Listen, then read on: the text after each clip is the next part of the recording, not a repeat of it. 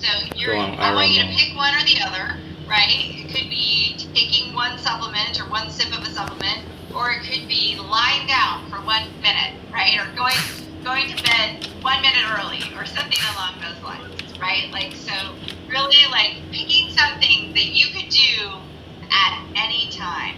So welcome back, Edward. It's nice to see you. You're better than nothing. I don't know if you've been able to hear all of this, but you're better than nothing could be writing one sentence, right? So it's just the act of journaling one sentence.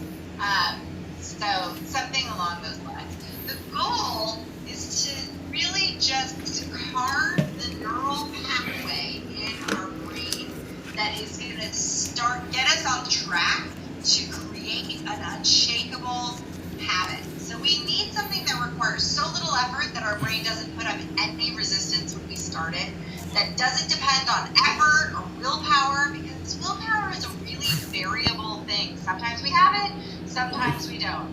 Same with motivation, something we can do when we're really unmotivated, because sometimes we're tired, sometimes we're really motivated, like most people are probably feeling relatively motivated right now, but you know, we can't count on motivation, so we need something that we can do without, even when we're not motivated.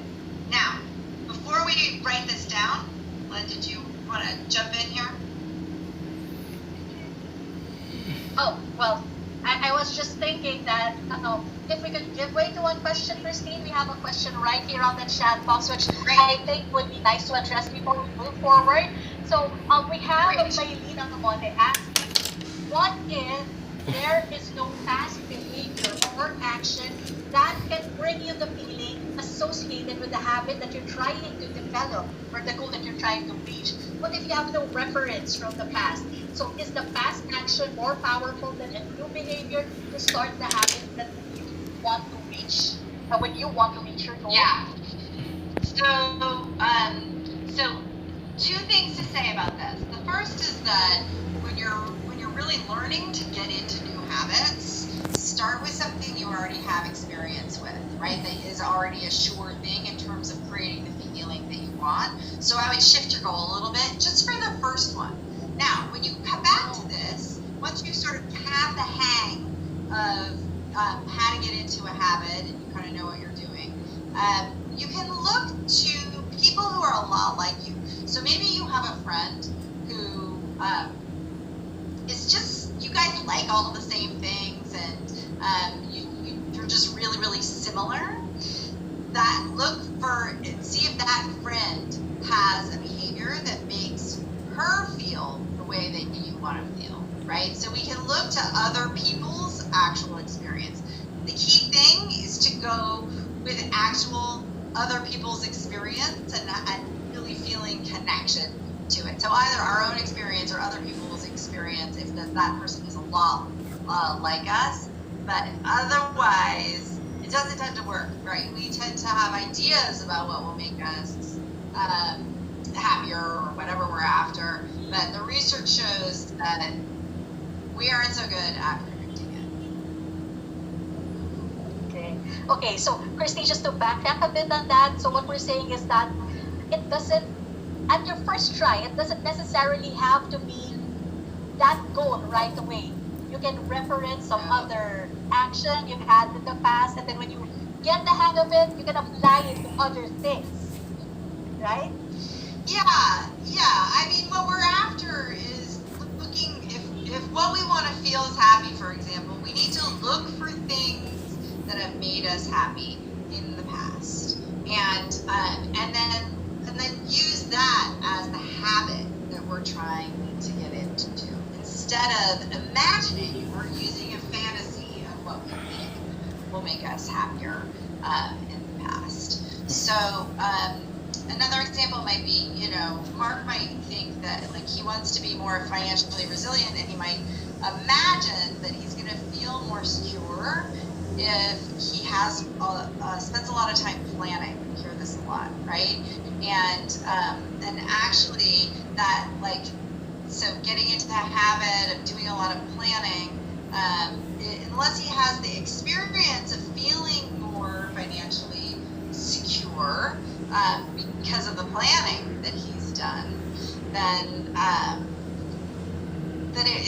going to get him where he wants to go. If the behavior isn't making us feel something that we really want to feel, we tend to avoid it later, right? Planning for a lot of people might make them more anxious, actually, right? And what he mentioned was that he feels more secure when he invests, when he saves money, right? And so, or when he puts money, into an investment. So since that's the way he's felt in the past, that's a great way. We know that if he can get into the habit of saving money or investing money regularly, he's going to feel the way that he wants to feel. Make sense? Okay. That does make sense. Okay. Thank you, Christine. Go ahead, You're welcome. Okay, so there's two other really critical things I want to talk about today related to habits, and so we can't just will ourselves to do the behavior. For something to become a habit, we need to have an anchor. We need to have something that triggers the behavior, that reminds us to do it. So sometimes this is called a cue. In the worksheet, call it an anchor. And what we wanted to do is pick something that's going to be the same every time we want to do our habit. It's like a start button for our habit. So good anchors can be time of day, or even better, a different habitual behavior that comes right before your habit, something that you're already doing habitually. So most of the things that we kind of do on autopilot, they tend to come in sequences, right? So when you put your toothpaste on your toothbrush, you are going to automatically brush your teeth, and then you probably, floss or whatever it is that you do. But like when you think about yourself getting ready in the morning or getting ready for bed or something like that, you probably have a whole sequence of behaviors that you go through without having to think about it at all. And so those sequences of behaviors that are already routines in your life make fantastic places to insert another habit, because those routines are anchors. So we want to choose an anchor or a trigger or cue for our habit that occurs only when we want to do the habit. So maybe you want to feel more calm, and so your goal is to do a yoga video 3 days a week. Doing a yoga video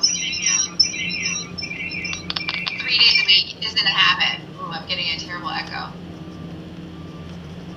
Okay, doing a yoga video 3 days a week isn't a habit, it's a to-do item, right? But if maybe you only work 3 days a week, and so then you could use work as your trigger. So it could be do a yoga video every time you walk in the door from work. So the way that we're going to frame this is this is written in your workbook, right?